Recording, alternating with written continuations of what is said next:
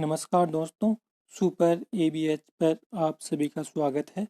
आज हम देखेंगे 10th बोर्ड अर्धवार्षिक परीक्षा 2021-22 के झुंझुनू जिले का पेपर का सॉल्यूशन पार्ट 2। इससे पहले पार्ट 1 हम पहले वाली वीडियो में कर चुके हैं। यदि आप नए हो और पार्ट 1 को नहीं देखा है तो पार्ट 1 को भी देखिए। वहाँ पर हमने 1 से लेके 22 तक क्वेश्चन किए हैं। यहाँ पर जो है कि हम सेकंड पार्ट सोल्व करेंगे और ये जो काम है ये काम आपका है। आप इसे पूरी ईमानदारी के साथ करेंगे, ये हमें पूरा विश्वास है। तो ये काम आप ईमानदारी से ये काम हमारा है, इसको हम करेंगे। और देखते हैं 22 क्वेश्चन देख चुके हैं। अब 23वां क्वेश्चन देखते हैं कि कैल्शियम कार्बोनेट का जलीय विलयन बनाने पर बनने वाले पैतृक अम्ल और पैतृक क्षार कौन कौन से होंगी। यानी कि अम्ल और क्षार पूछ रहा है कि इसमें अम्ल कौन होगा और क्षार कौन होगा। फिर कह रहा है यदि इस विलयन में अम्ल अधिक मात्रा में मिला दिया जाए तो बनने वाली पीएच क्या होगी। पीएच क्या होगी ये पूछ रहा है।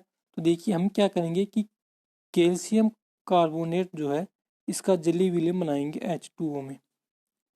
जब जलीय विलयन बनाएंगे तो अपने पास इसकी जो विक्रिया होगी क्या प्राप्त होगा, CaOH का होल क्यूआर प्लस H2CO3 ये हमें प्राप्त होगा। इसमें ये जो होगा ये तो क्या होगा, ये क्षार होगा और ये क्या हो जाएगा, ये अम्ल हो जाएगा। ठीक है ना। तो अब क्षार और अम्ल प्राप्त हो गए। CaOH का होल क्यूआर क्षार प्राप्त हो गया, जबकि H2CO3 क्या हो गया, अम्ल प्राप्त हो गया। तो ये तो पैतृक क्षार और ये पैतृक अम्ल प्राप्त हो गया। अब ये पूछ रहा है कि इसमें जो है कि अम्ल अधिक मात्रा में मिला दिया जाए तो पीएच पर क्या प्रभाव पड़ेगा। अब देखिए इसमें हम अम्ल और डाल देंगे तो क्या हो जाएगा, और ज़्यादा अम्लीय हो जाएगा। और कोई भी विलयन जितना ज़्यादा अम्लीय होगा उसकी पीएच उतनी ही क्या होगी, कम होगी। तो पीएच पर क्या प्रभाव पड़ेगा, पीएच कम हो जाएगी। पीएच क्या होगी, कम होगी। हम इतना ही बताना है कम होगी या अधिक होगी। पीएच क्या होगी, कम होगी।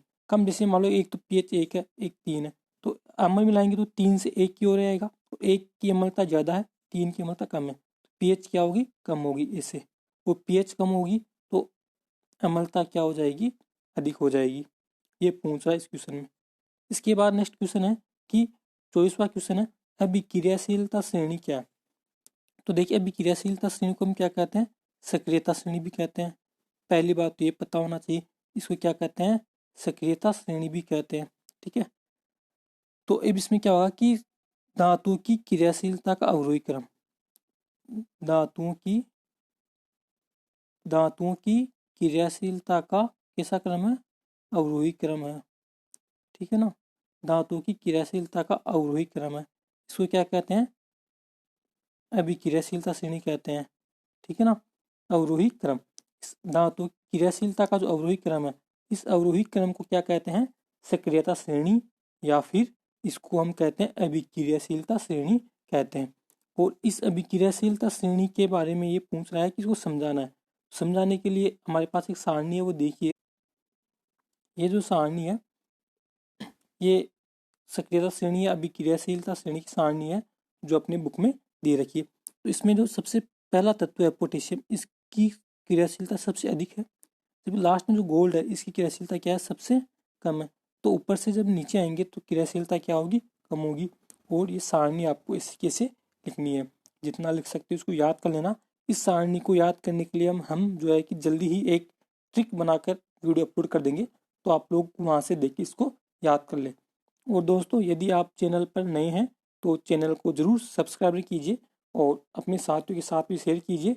और आपके लिए जल्दी ही कुछ नया लेके आने वाले हैं चैनल पर। इसके बाद अपना नेक्स्ट क्वेश्चन है 25, मानव पाचन तंत्र का रेखांकित चित्र बनाइए। यानी कि मानव पाचन तंत्र का चित्र पूछ रहा है तो वो चित्र हमें बनाना है। तो देखिए वो चित्र कैसा होगा। ये इस तरह का जो है कि चित्र हमें बनाना है। ये चित्र अपनी बुक का ही डायग्राम है जो कि हम इस तरह से बनाना है। लेकिन आपको क्या करना है, नाम बिल्कुल एक सीक्वेंस में लिखने हैं। ठीक है ना। नाम क्या करने हैं, एक सीक्वेंस में आप लोगों को नाम लिखने हैं। जिस इसमें आगे पीछे दे रखा है लेकिन आप लोगों को एक लाइन में लिखने। तो ये अपने 25वां क्वेश्चन था, मानव पाचन तंत्र, ये डायग्राम आपको बनाना था, ठीक है ना। अब देखिए आगे, इसके बाद अपने 26वां क्वेश्चन है कि सूचक क्या है, दो प्राकृतिक सूचकों के नाम लिखो। तो सूचक क्या है? सूचक ऐसे पदार्थ होते हैं, सूचक क्या है?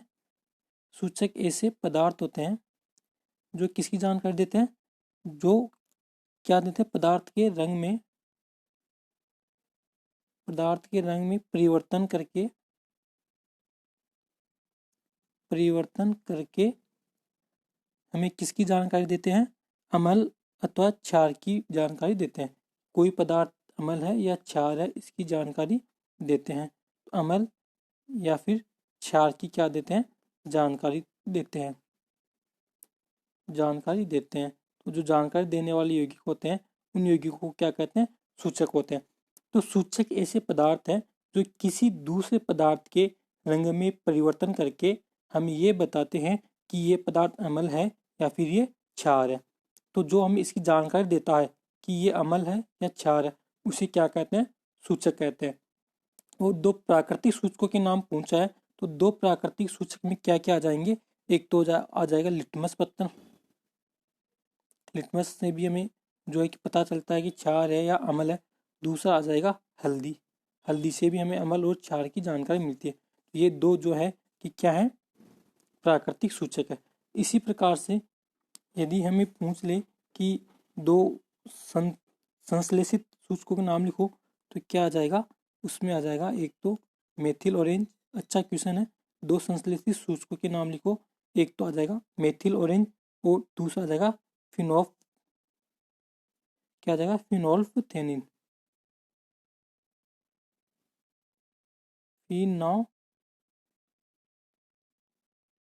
फिनोल्फथेलिन। ये क्या है, ये संश्लेषित सूचक है या फिर, ठीक है ना। तो प्राकृतिक सूचक तो हल्दी और लिटमस है, जबकि संश्लेषित या मानव निर्मित सूचक पूछे तो मेथिल ऑरेंज और फिनोल्फथेलिन, ये दो सूचक आ जाएंगे।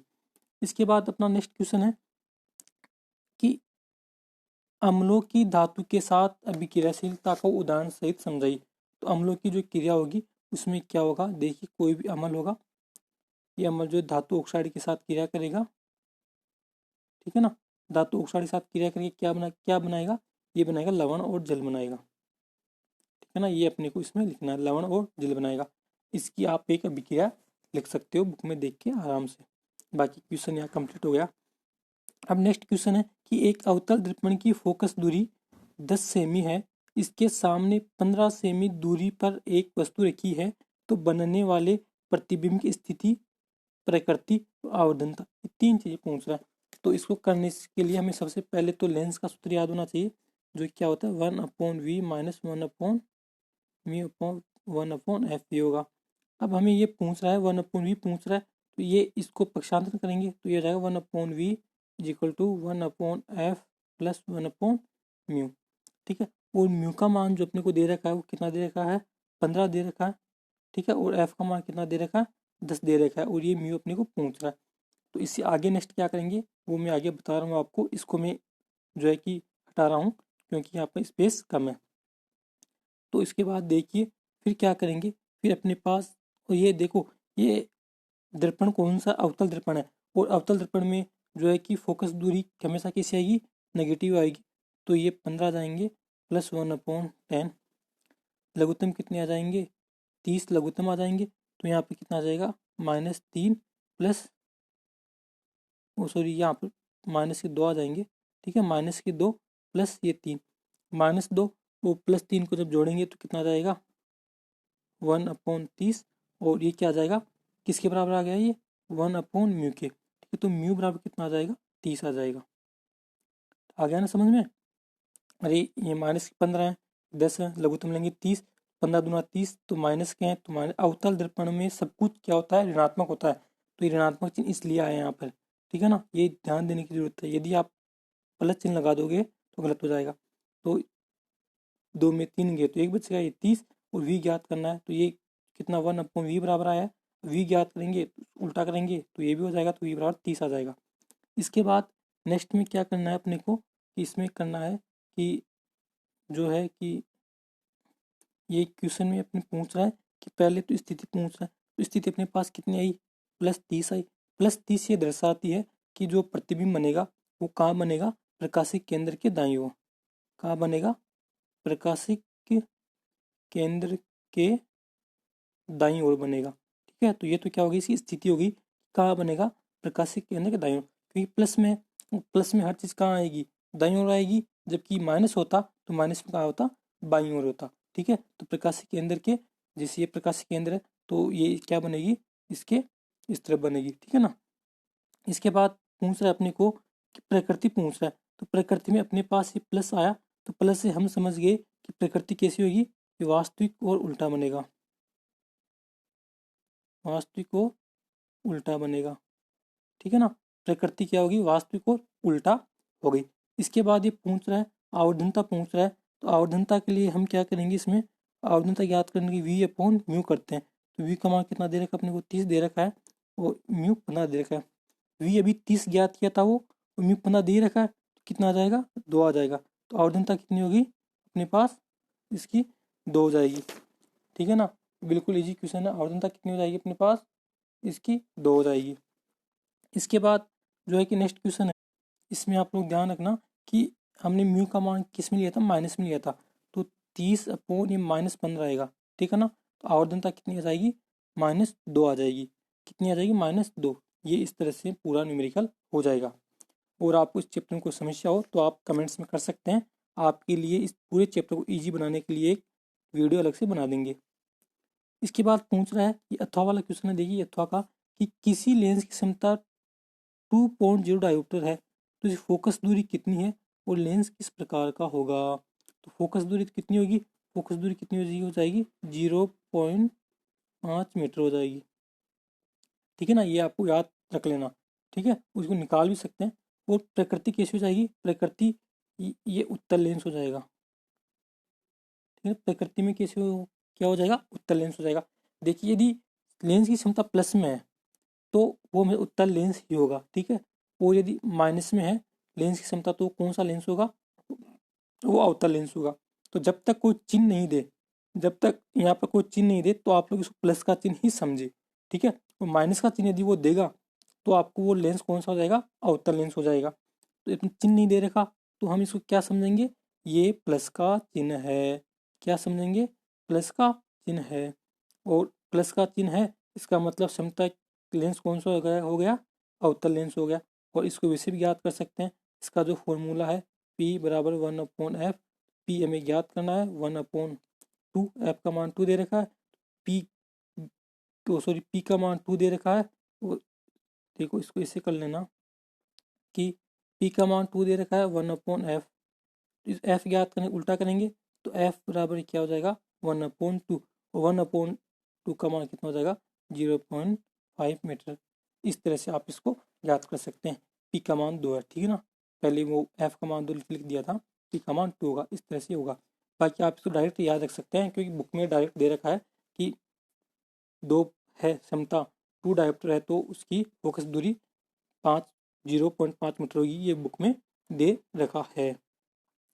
नेक्स्ट क्वेश्चन है कि संचालन व विकृत गंधिता क्या है, वस्तुओं को उनकी सुरक्षा किस प्रकार की जा सकती है। तो संचालन विकृत गंधिता क्या है, सब संचालन देखते हैं। तो संचालन क्या होगा कि कोई भी जो है, कोई भी धातु अमल, कोई भी धातु जो है वो, कोई भी धातु जो है कि अमल या फिर आर्द्रता के संपर्क में आ जाती है। ठीक है ना, कोई भी धातु अम्ल या आर्द्रता के संपर्क में आ जाती है तो वो क्या होने लग जाती है, वो संक्षारित होने लग जाती है। ठीक है ना, क्या होने लग जाएगी, संक्षारित होने लग जाएगी। संक्षारित होने को, लोहे को संक्षारण में क्या कहते हैं, जंग कहते हैं। तो एक तरह से जंग के बारे में पूछ रहा है। ये हमें किसके बारे में पूछ रहा है, जंग के बारे में पूछ रहा है। तो कोई भी धातु अम्ल या आर्द्रता के संपर्क में आएगी तो वो क्या हो जाएगी, संक्षारित हो जाएगी। और संक्षारित से बचने के 2 उपाय कौन कौन से हैं, एक तो हम उसके ऊपर क्या लगा सकते हैं, तेल लगा सकते हैं। ठीक है ना, और दूसरा क्या लिख सकते हैं, ग्रीस लगा सकते हैं। ठीक है, ग्रीस लगा सकते हैं। और भी कई उपाय हैं इसके जो मैं आपको बता देता हूँ। तो हम इसके लिए क्या कर सकते हैं, ग्रीस लगा सकते हैं, पेंट कर सकते हैं, क्रोमियम का तेल लगा सकते हैं, मिश्र धातु बनाकर लोहे को बचा सकते हैं, ये सब लेपन कर सकते हैं, यानी कि लोहे की वस्तुओं पर जो है कि जस्ते की परत चढ़ा सकते हैं। ये कई तरह से इसको बता सकते हैं। इसके बाद पूछ रहा है कि विकृतता गंधिता क्या है। विकृत गंधिता क्या है? तो जो वसायुक्त, ठीक है ना, वसायुक्त या फिर तेलीय जो खाद्य पदार्थ होते हैं, तेलीय खाद्य पदार्थ होते हैं, तो इनके स्वाद में क्या आ जाएगा? परिवर्तन आ जाएगा। इनके स्वाद क्या हो जाएगा? परिवर्तनशील हो जाएगा। ठीक है, इनका स्वाद जब परिवर्तनशील हो जाएगा वो इनमें एक प्रकार की क्या आने लगेगी? गंध आने लगेगी। तो इसको क्या कहते हैं? विकृत गंधिता कहते हैं। विकृत गंधिता कहते हैं इसको। ठीक है ना। और इससे बचने के लिए क्या किया जाता है? इससे बचने के लिए हम क्या करेंगे? प्रति ऑक्साइड पदार्थ मिला देंगे, तो वसायुक्त या तेलीय स्वाद में परिवर्तन आ जाएगा, यानी उनकी गंध में परिवर्तन आ जाएगा, इसे विकृत गंधिता कहते हैं। और इससे बचने के लिए क्या करते हैं? खाद्य पदार्थों में प्रति ऑक्सीकारक मिला देते हैं। ठीक है ना, बहुत बढ़िया क्वेश्चन है। प्रति ऑक्सीकारक क्या करते हैं? इसमें मिला देते हैं। ठीक है ना, प्रति ऑक्सीकारक मिलाए जाते हैं, ये इसका उत्तर हो जाएगा। इसके बाद नेक्स्ट क्वेश्चन है कि मानव के उत्सर्जन तंत्र की मौलिक इकाई का नामांकित चित्र बनाते हुए मूत्र छनन निर्माण की प्रक्रिया का वर्णन करना है। तो इसके लिए मैं एक चित्र बनाना है, वो चित्र कौन सा है देखिए अपनी बुक में जो है ये डायग्राम दे रखा है, ये डायग्राम अपने को बनाना है। ठीक है, वो डायग्राम बनाने के बाद इसके बारे में हमें लिखना है कि वृक धमनी से जो है कि वृक शिखर आएगा, धमनी से आएगा। ये आपको मैंने पूरा बता रखा है वीडियो में, तो पूरा आप इसकी थ्योरी इसको लिख सकते हैं 5-10 लाइनें की। मुख्य पदार्थों का अवशोषण होगा, तो ये डायग्राम इंपॉर्टेंट है। ठीक है ना, थ्योरी आप लोग देखिए या फिर एक वीडियो बनाएंगे वहाँ पर आपको मिल जाएगी। इसके बाद अपना नेक्स्ट क्वेश्चन है कि यौगिकों के विस्थापन व द्विविस्थापन की अभिक्रिया को उदाहरण सहित समझाना है। तो विस्थापन और द्विविस्थापन में क्या होगा? विस्थापन में क्या होगा? जब कोई भी एक तत्व होगा, ठीक है, कोई भी एक तत्व जो है कि यौगिक के तत्वों को क्या कर देगा? विस्थापित कर देगा। यौगिक के तत्वों को क्या कर देगा? विस्थापित कर देगा। तो इसे क्या कहेंगे हम? विस्थापन अभिक्रिया कहेंगे। ठीक है ना, कोई भी तत्व यौगिक के तत्व का विस्थापन कर देगा, इसी को क्या कहेंगे? विस्थापन अभिक्रिया कहेंगे। और ये उदाहरण पूछ रहा है, तो उदाहरण में हम लिख देंगे जैसे जिंक है और एक कॉपर सल्फेट है CuSO4 है। जिंक क्या करेगा?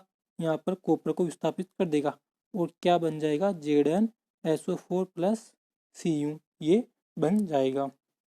दूसरा एक द्विविस्थापन अभिक्रिया। द्विविस्थापन अभिक्रिया किसे कहेंगे? वह अभिक्रिया जिसमें अभिकारक अथवा यौगिक किसका आदान प्रदान करते हैं? आयनों का आदान प्रदान करते हैं। आयनों का क्या करते हैं? आदान प्रदान करते हैं। ठीक है ना, तो आयनों का जो आदान प्रदान करते हैं, ठीक है, आदान प्रदान करते हैं, उसे क्या कहेंगे? द्विविस्थापन अभिक्रिया कहेंगे।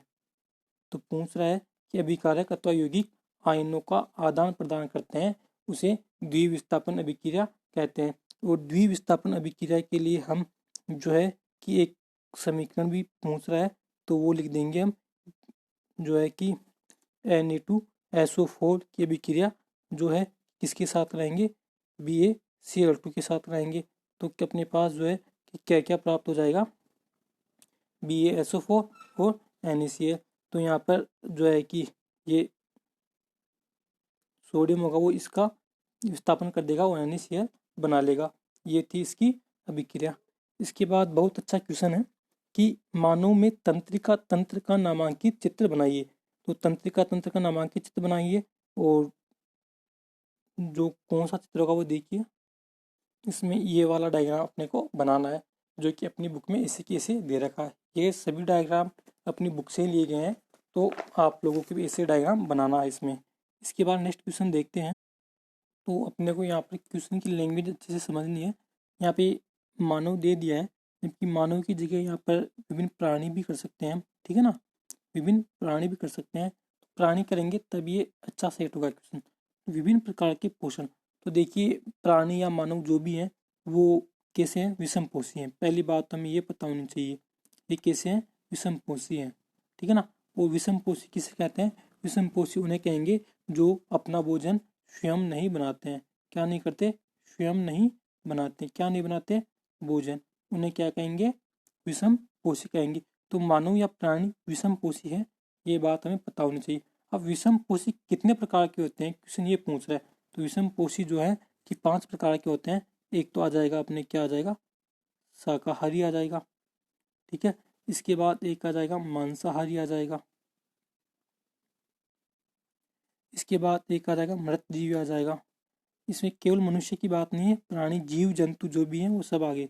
इसके बाद चौथा आ जाएगा परजीवी आ जाएगा, ठीक है ना। क्वेश्चन में मनुष्य लिख दिया है।